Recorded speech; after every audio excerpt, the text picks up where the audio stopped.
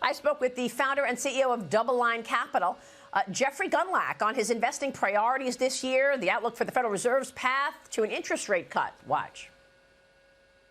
I feel there's a little bit greater chance of 2 rate cuts now because economic data has gotten very soft in the past month. It's weird how the economy changes. You know, at year end in December, the betting was 7 rate cuts were priced into the market, which just seemed absurd. It did. You know, I mean, it's just, you have to cut all the time. And then that reversed a lot. The price of oil going up had a lot to do with it. And the price of oil going up in energy led to higher CPI readings than were expected. If you look at the components of the inflation rate, you've got what's really driving things has been auto insurance and shelter, things like this. In the most recent reading, used cars were negative by a significant amount on a year-over-year basis. But the thing is, not all these things are really comparable. Like used cars, what percentage of the population does used cars pertain to? I know it pertains to big rental car companies that buy and then sell them out, but what percentage of the population is affected by used car inflation on a personal level? I don't know, single digits? Right. Well, what about auto insurance? Well, you're forced to buy auto insurance, and you have to renew it every 6 months. That's good. That's going to affect a lot of people. And that's running up at about 20% year over year and 6 months annualized. What about homeowners insurance? Homeowners insurance is way up too. Now, you don't have to have by law homeowners insurance, but most people, for peace of mind, you know, they don't want a catastrophe in their life. Homeowners insurance, all of these things are up tremendously, the things you have to buy. Well, these are the essentials. I mean, food, fuel, and shelter.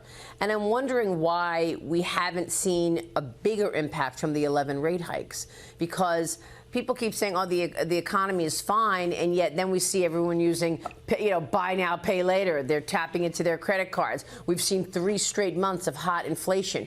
Do you think that maybe it takes more of a lag than we even thought? Because this time, yes. You were expecting a recession. I think it was very difficult to map over prior cycles to the last couple of years because of it's not so much the monetary policy, which was quite restrictive, all those hikes, the fiscal policy. Big important point. The fiscal policy from 2020, 2021, 2022, the M2 prior to the lockdowns and so forth was growing like this. It's a very steady pace. And then all of a sudden, here come the trillions. Do you think we still will see a recession?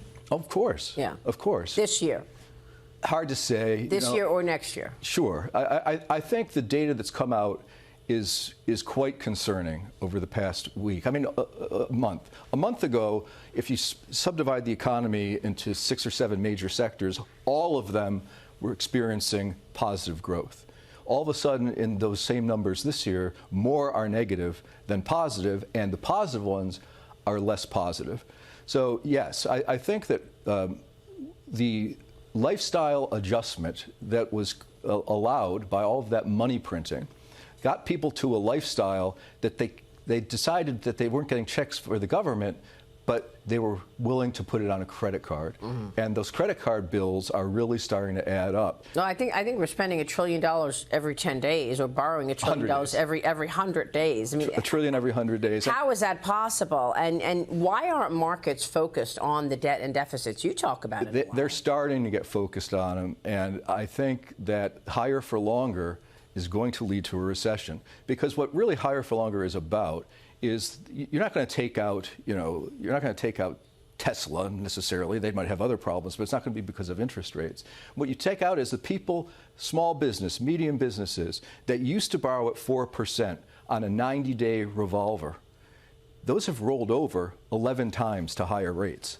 So they're now not at 4, they're now up at around 10% is what they're borrowing at. And every time, every month, every quarter that you're paying that sort of a rate, it eats into the cash position, and you're going to take out some of these companies. 2 questions about the election. This is an election year, obviously, and I wonder how that plays into your thinking, because on the one hand, I think Treasury Secretary Janet Yellen is setting these auctions up in a way that keeps rates low and stocks high going into the election. On the other hand, we're seeing the polls out there. Are markets starting to get more comfortable with the potential change in policy after November? Would that be good in terms of a change in policy?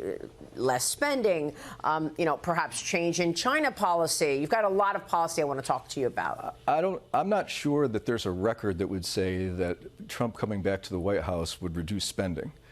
He was kind of on the same path, although he didn't do, probably wouldn't have done the absurd 2022 money printing. That really is, the 2021, 2022 is really what sort of killed everything. But I think it would put together something. He would have policy. See, and less regulation. Yes, less regulation, and certainly more energy production. I think that's right. But the problem with the current administration, in my opinion, is that there really isn't a policy North Star. It seems to be that the opinions change and the policies change depending upon whether an issue polls at 55% or 45%. And I think people are realizing this.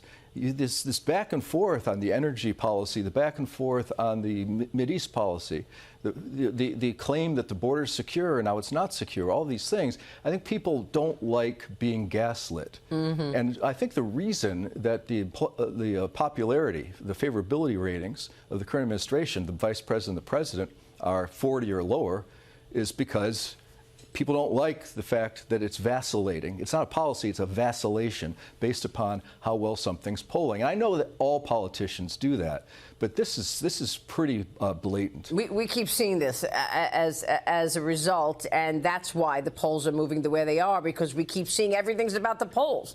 Where is your North Star? Let's talk Israel policy for a moment, because for weeks this administration was telling us we have an ironclad support for Israel, and then they withhold weapons in the middle of Israel's fight for survival. Yeah, the policy that they're trying to pursue regarding Israel-Hamas, it's like, and I use this analogy frequently, it's like the administration has 1 foot on the dock and 1 foot on the canoe, and they keep drifting further apart.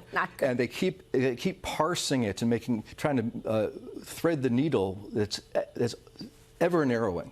So it was ironclad, but I'm also, yes, I condemn the October 7th attack, but I also condemn people that don't understand the Palestinians.